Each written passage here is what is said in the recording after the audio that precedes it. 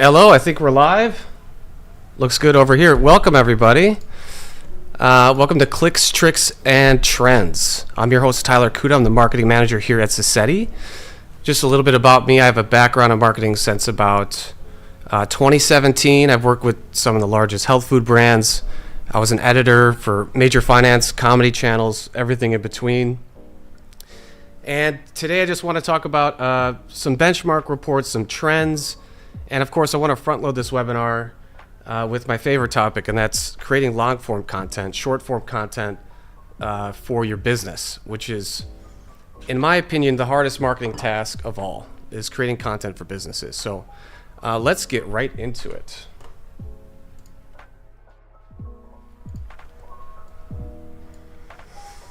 Okay, so I pulled up a great example here. Let me pause this music. Great. So before I begin, I want to talk about generally how, it is difficult to get visibility, especially in today's age. SEO, a lot of traditional channels are oversaturated. So you're starting to see a lot of people move on to social media, to video content. This is getting people much higher visibility overall, and we're just going to talk through some ideas that you could take away with your business that are proven to work. I'd like to start by showing you someone who's pretty close to getting there as far as the views and the attention, and then we're going to reference someone who is doing it correctly. And let me give you guys just a little bit. I know probably some of you guys are thinking you don't have the capacity or the time to do this. I was talking recently. It's a good strategy for some businesses to separate their firm as far as who wants to focus on service and who wants to focus on sales and compensate them accordingly. So, for example, you could choose someone to compensate them based on the number of videos that they are creating based on your standards. Based on the leads that they get in. So there are different ways, and we can connect if you're struggling to find that person within your firm, but there is possibility within firms to make this work. So let's begin with, I want to show you guys the method that this gentleman did, Legal Eagle. So this is a guy who has mastered the algorithm, but it wasn't overnight. So just in general, you could see that he started his channel. Let's just click into a video and we'll just... Today we're going to talk about three things that I wish I had when I went to law school, things which I still use today as a practicing attorney. So stick around. So right off the bat, you have fantastic camera quality. He already had a game plan in place, and this is really important. When I look at other firms, they're maybe shooting at a cubicle or something with a low budget camera. This setup is not too crazy either. He has one key light. The background's not even lit up. So it looks like he's in his apartment or something like this. This is a pretty low budget setup that he has. And you'll notice throughout the video, there's not crazy editing. He's just sticking to one topic. So the authors of casebooks are incredibly lazy. Why? Well, theoretically, they're supposed to go through the cases that they include in their casebooks and only include the most important material. In practice, that's not what they do. In fact, in practice... So I'll cut him off, but you can kind of generally see. So this is the beginning of his story, or his journey. We'll talk about where he is now. That's a whole other story. But you could generally see maybe he just got out of law school. Maybe his focus was to target students. Whatever the reason may be, he stuck to one area for quite a while. You could look. This is about 7 years ago, and here we're seeing about 6 years ago. But then there was a point where he said, I want to do something fun. I'm just going to try it out. He had a couple pops on his videos, maybe thought that was the right way to go. And a lot of your ideas that I see come through businesses are very, I would say, not safeguarded, but there's it's pretty straightforward. And we have to remember that we're on entertainment channels. So these channels are meant to get views, to get clicks, and the only way they could spread is if they're somewhat entertaining. I think we can all sort of agree on that, right? So this is a great example. So he went off the path once, and he got a huge response from his audience. This was kind of a risk, and it was kind of a gamble. He's built an audience, but he said, I kind of just want to try it out. So of course he went back to it. He's like, I got to do that again, right? That was fantastic. So he got maybe a third of the views at that point. And then he said, okay, well, maybe these guys really like me. Maybe that's, we have them hooked. So he went back to his law school. He wants to talk about himself, how I, got into a top law school. And then he's like, okay, so maybe some people are dropping off. Let's try it again. 218,000 views at that point. So at that point, he realized he has to go back to it. He went towards more entertainment-based. He's still showing that he is an expert within his field. There are ways to capitalize on recent news and still show your expertise, and he does that very well. So don't think by doing this type of content is going to diminish your value as a business. I mean, you obviously have to be careful, and pick a lane, especially in today's climate. But overall, it's not a bad idea. Again, we have to remember we're on entertainment channels and platforms.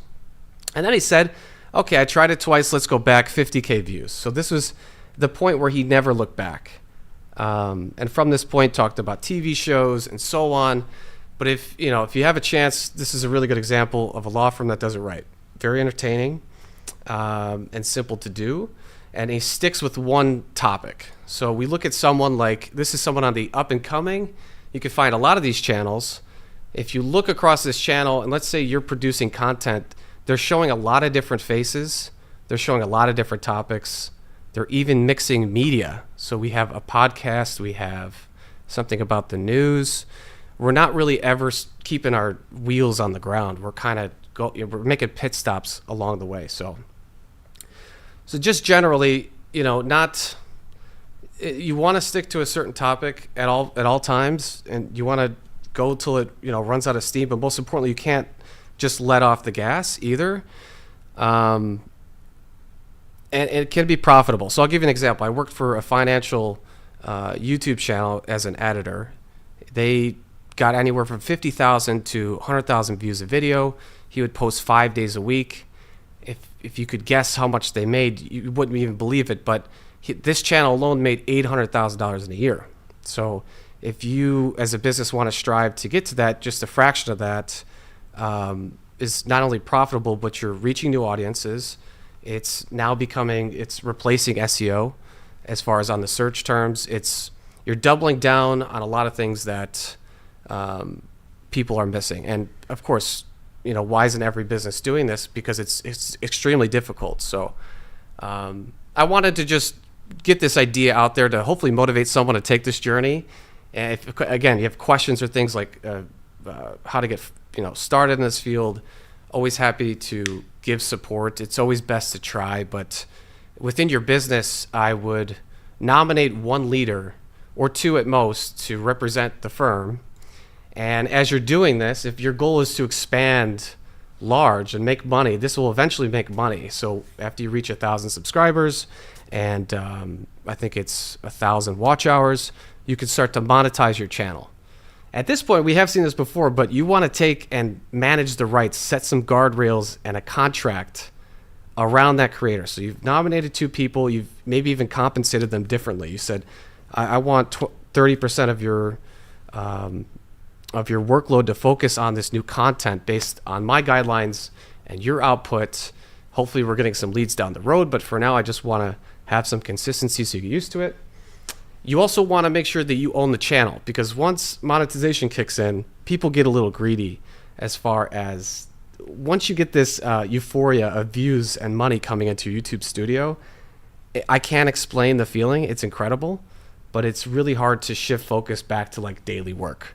It keeps you up at night. You at this point, you won't lose motivation. Yeah, Mary, thank you for the question. Can you share what kind of equipment setup is good for starting?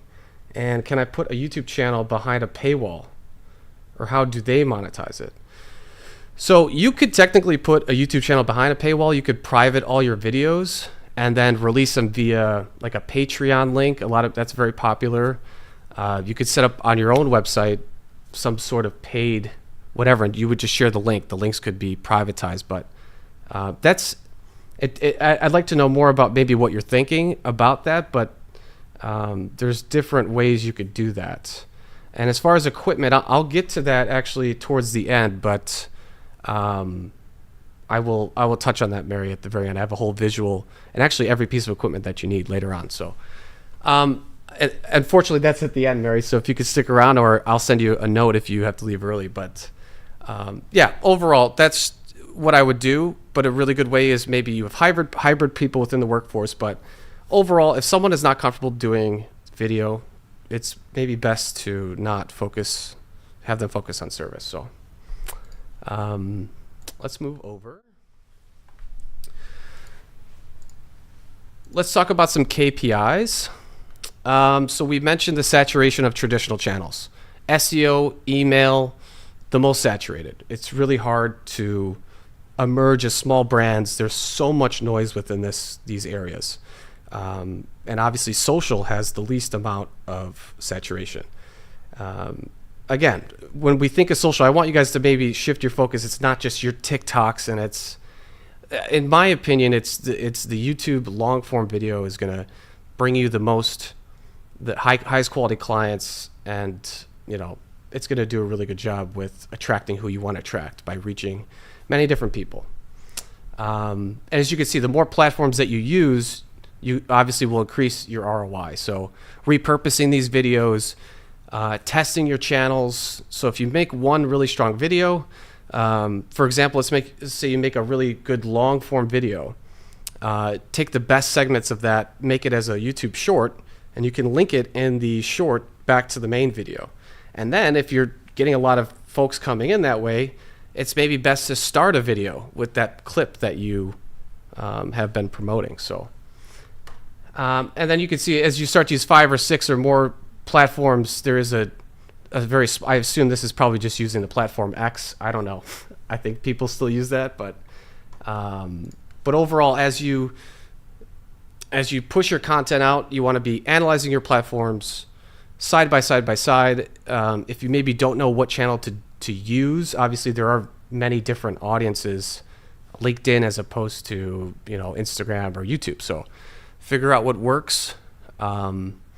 YouTube is a great machine for just promoting, same as Instagram, same as TikTok, but they all have different audiences. So, of course, I want to move into AI. This is obviously a big topic.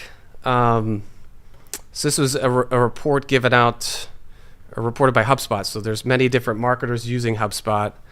68% are positive on generative AI. 32% says my team lacks the skills to use it, which is interesting. And 43% of consumers do not trust AI, which I would say highlights an important concern. Marketers are very bullish on AI. The end users, which is the consumers, still have many different concerns, maybe around authenticity, privacy, having like an uncanny feeling, like a technophobia when they see AI. It's usually some of the top comments on AI ads is, I can't believe this is in my feed. I keep getting AI. It's very, people are, so it's important to have human intervention whenever you are using AI to, not diminish your brand. Okay, this is also very important. I just want to touch on this because this is a interesting chart. So everyone's using ChatGPT at the moment, right? I think there was some study that they just got, 1 million users in a month on the paid program. So there's no slowing down. Everyone's using it, term papers, you name it. But words like delves and crucial are spiking. Their frequency is awfully high.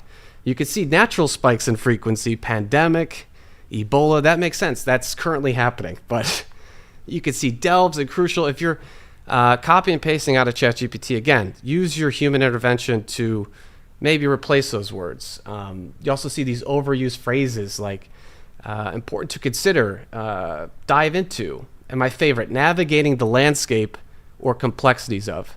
No one has ever said that online, I don't think in a decade. But now everybody's saying it. It's everywhere. So just be careful when we're using it. You don't want to diminish your brand. Just remember, this is a fingerprint. When your company releases something, do you want to look back and say, people are going to, it's like a timestamp. They're going to realize, okay, these guys took a lot of shortcuts, whatever. So just be wary when you're using these platforms.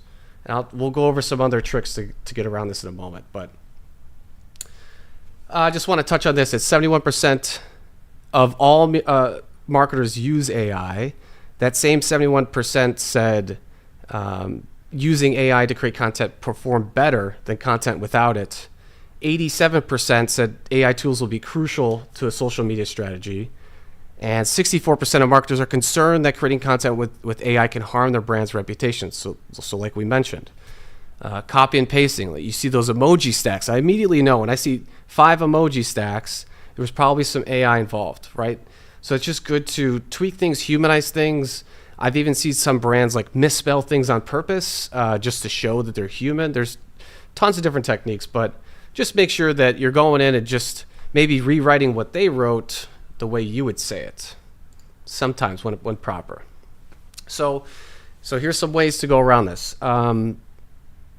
Typically what us marketers learned in school it's ineffective. You can throw it away with all the money I gave for my diploma, but what we're now relying on are these prompts. These are really good shortcuts.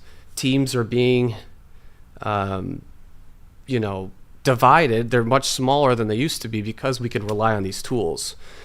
So if you don't know how to make prompts, first off, when you're going to ChatGPT or any of these AI tools like Cassidy or whatever it is, if you're inputting a sentence or two, you're doing it a little wrong. You should be having these pre-made prompts where you can insert your keywords. You train the AI on the tone. So you could train it on the tone that you want it to be. You can reference it as a short phrase. So you could say, use tone X, for example. It'll understand that maybe you want to have a different type of tone. You have a different audience. So, but this is what, we're using it for everything. Obviously, everyone knows, but market research, competitive research, audience analysis. I'll show you a great workflow for writing articles, 1 a day, in a future slide. But anyway, if you have questions about prompts, they should be, very well made. This one here. So which platform? This is, again, all HubSpot users has the most engagement for your brand. Just wanted to show this really quickly. YouTube, Instagram at the very top, Facebook, no surprise. TikTok is really hard if your brand is considering TikTok, it's pretty difficult to cut through. It's a lot of individuals. It's not impossible, but it's a little more difficult. And of course, X is somewhere towards the bottom. But, and then again, just touching on repurposing videos. I wanted to show this. This is an interesting thing. So if you're the type of business that posts all your content at a certain time, so you say, we'll just set it all at 11 a.m.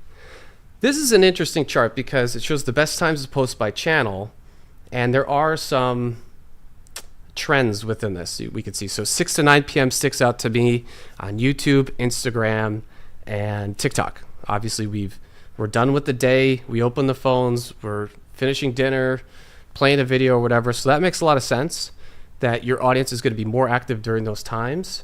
LinkedIn, 3 to 6 towards the end of the day. They're still at work. They still maybe want to capitalize on some of those goals that they set for themselves to connect with folks. So between 3 and 6 p.m. is very important. I can't find a trend really for the 12 to 3, maybe just an older audience still on Facebook and X, but and then part of Instagram, but that was interesting to show. And of course, before we even get into posting, I just want to touch on something that we offer that obviously every brand should be adhering to, are these brand guidelines. I want to show also this video so if you're struggling with content, for example, I'm just going to pick this video for example. He used to be Sam Bankman-Fried, and now he is Sam Bankman in jail. A Manhattan jury has found Sam Bankman. So he's got a certain tone, but this is kind of backtracking to the video segment. But when obviously creating videos, it's important to front load the content with the most exciting parts, like we mentioned. But everything from there on. So if you're trying to push out relevant topics quickly, you should have these like templates, and you should not try and reinvent the wheel. These brand guidelines they give your editors, they give your designers creative clarity to say, okay, when we put up a court document, we're going to use a 3D mock render of an iPad. That's the style. When we show someone's face, it'll be a cutout with the certain fonts. Having these consistencies, for obvious reasons, I'm more coaching those who don't have this, but it's going to, your internal culture, we're all going to see the same vision from the leadership. The messaging and the voice is all going to be this certain way. You're highlighting your brand story. These are also great things to print out, to keep in your office. So folks that, prospective clients or whatever, they can flip and read through. These are great tools to align your brand internally and externally. So if you don't have these in place and you guys, your teams are, remaking different colors and color schemes and text, we should A1 have an identity and focus on this. Okay, we're going to touch on a little bit of ads here. I kind of put this in the middle. It's a little out of place, but good to focus on. So if you're a firm, maybe you have your niche focus and you're looking for a good return on your ad spend. The number one trend or the highest return of 2025 is content creators. We're not talking about the big fish, the people with the NordVPN sponsorship and whatever else, a mobile game ad. We're talking about the little guys within your service industries with like 10K or 100K followers. These guys have full control over their audiences. It's also important to note, if you want to have your service sponsored by these folks, they're going to be more difficult to accept your offer because they know the power they have, or they're reluctant to take certain things that they don't try themselves. But something to keep in mind is if you're looking, instead of display ads or some other type of ad spend, to get your product or service within the hands of a content creator that fits your niche is incredibly important. But let's say maybe you don't have your niche. Obviously, every marketer is talking about a niche. We all talk about niches for obvious reasons. Like generally appealing to all SEO and all keywords is no longer a thing. We have to get hyper specific all the time. So if you have many different services or even just a few, we're doing it here locally, but we have this buyer persona page that everyone fills out together with the marketing team and everyone representing the service. If you don't have this, I'll just touch on this briefly, but it's incredibly important. We even put a face to the name sometimes. So we say, this is Sam Smith. This is what he looks like. He's 40 years old. He's in finance. This is my target for my service. He makes X amount of dollars. He has this education. He's located. This is his family. He's got a couple kids. What are his pain points? What are his business goals? What are his buying behaviors? Where does he make decisions? Is it in person? Is it online? Filling this out alone is going to create unlimited content. Whenever you're stuck, you go, what does Sam Smith care about? And that's it. So incredibly important to create buyer persona pages. There's a ton of a couple of free ones online. We've kind of honed ours to be a certain way, but if you have questions about that, please reach out as well. This is a fun one. I actually just heard a friend, his business did this, and I just wanted, so I have a couple fun tips in here, but let's say your business deals with a lot of Chicagoland dental practices. A really good way to promote or to get article and content out and get attraction from larger outlets and media sources is to survey those folks. So, I just made Tyler Cuda LLC survey 200 dental practices in the Chicagoland area. How many months have they gone understaffed? And I write an article about that, for example. Maybe it's part of an RFP that I put out with them and I say, hey, if you don't mind, I'll give you a discount or some kind of promotion or whatever it is to fill out this survey. Another great way to leverage your niche. So we're going to move into SEO and talk about the partnership with Reddit. This is quite interesting. So we all know when we Google something, whatever your question is, the second result is typically what? It's your question plus Reddit. Everyone wants to cut the corners, trim the fat. We even noticed that the first result is going to be this AI summary of what it thinks you're asking, and then it'll have FAQs of other questions before you even get to the top-rated SEO article. So it's human organic content is becoming it's on the forefront, and they're even now training their AI models on Reddit, whether that's good or bad. We all have our opinions, but it's just interesting to see that if you want to get in touch with your buyers or you're focusing within a niche, go to these forums like these channels to see exactly what they're talking about, because there is absolutely no filter on here. So interesting to see the partnership. Just wanted to remind those who don't know. So this is what I was talking about. I met a firm who their entire practice was built around SEO. And I asked him, how many folks do you have on your team? He said 1. So I had to look more into this, and I found out a lot of folks are doing this.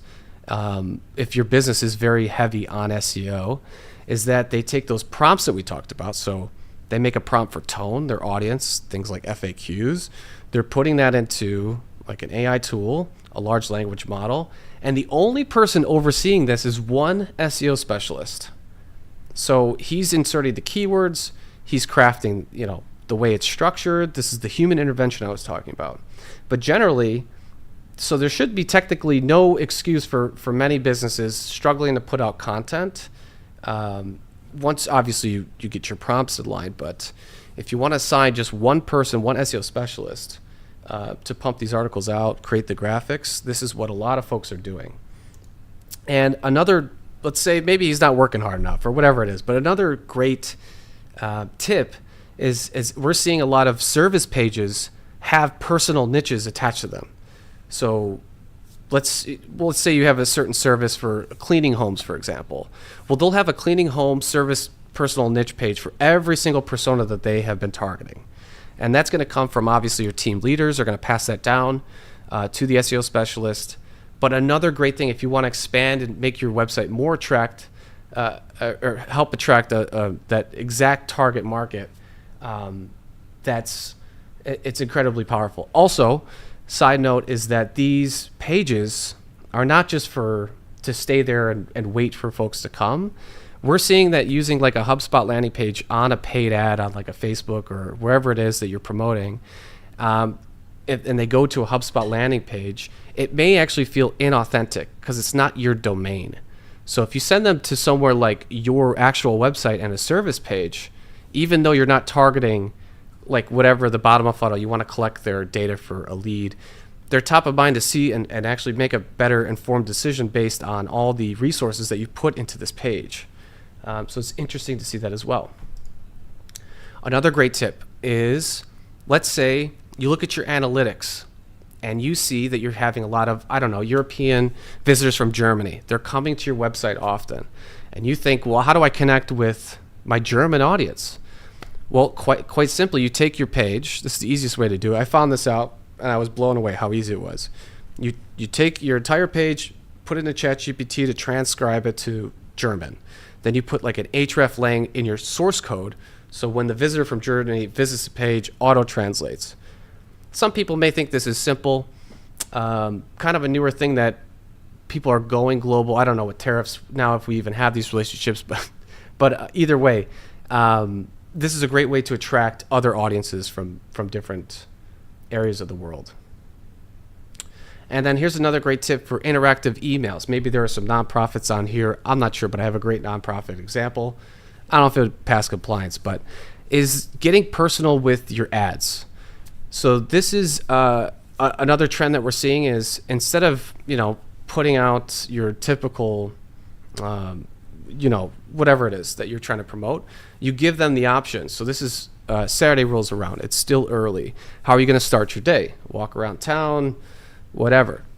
I actually have a better example of maybe something that would apply to a business. I just made this up. I don't think it would pass compliance, but the subject is how much do you depend on bees? Bees do more than just buzz around flowers. They're responsible for pollinating 1/3 of the food we eat. Without them, your favorite fruits, veggies, and even coffee would disappear. Which would you miss the most? Saved by coffee, saved by chocolate. Maybe they go to.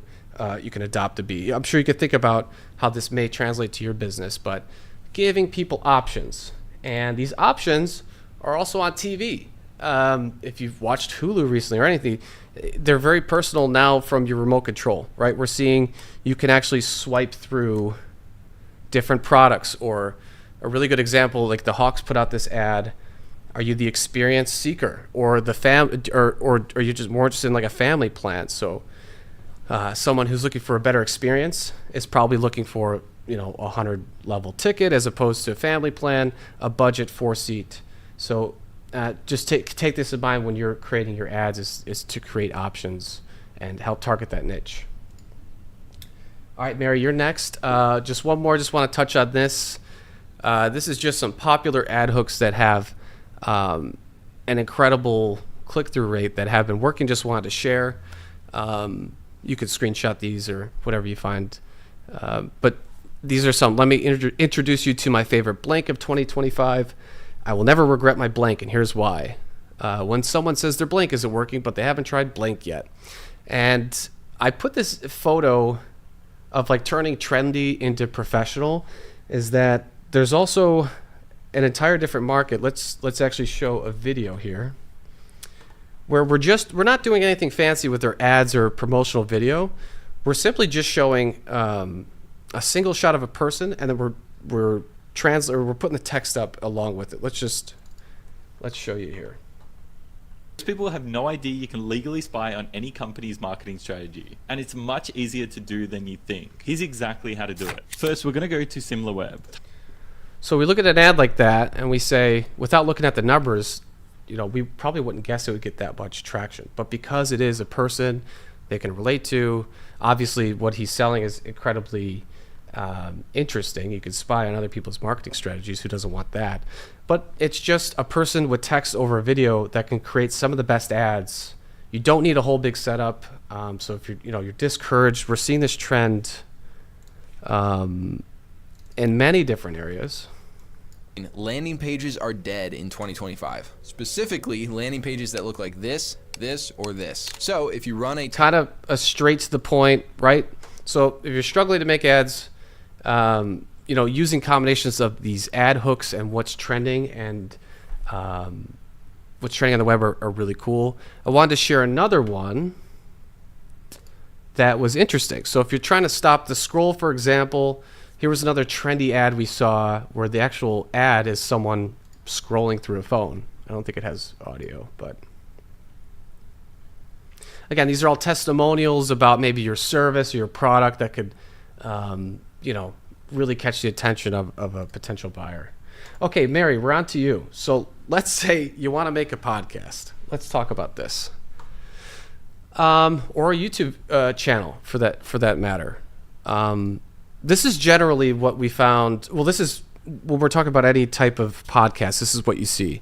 Typically what you need and what I'm using for right now. But cameras that I'd recommend, there's a lot of different options. If you want one that will stand the test of time, I like the Sony a7S III. It is, I think, over $2,000, but it has everything you could possibly imagine as far as capabilities for slow motion, eye tracking, even a little bit of. It's not too bad at photography either. It's mainly meant for video, which you'll soon find out, is that a lot of these cameras have capabilities for either one. I put up a lens that if you're going to spend money on a lens, it is going to be your most universal. It has the ability to zoom, and it's a fantastic lens. We can always connect if you have questions about that. So we have the camera, and if you're going to have one nice camera, the proper setup is you would have one camera capturing your host and your guest. And then your other supplementary cameras, they don't have to be as strong if you're on a budget, but to have multiple cameras are important. Of course, you have these all on capture cards. You connect, and these, I'm flying around, but the cameras go through a capture card, which goes to a computer. Then you have your microphones, which I recommend this Shure SM7B. I think the text got removed, but it's a Shure SM7B with something like a Rode PSA-1 microphone or a stand.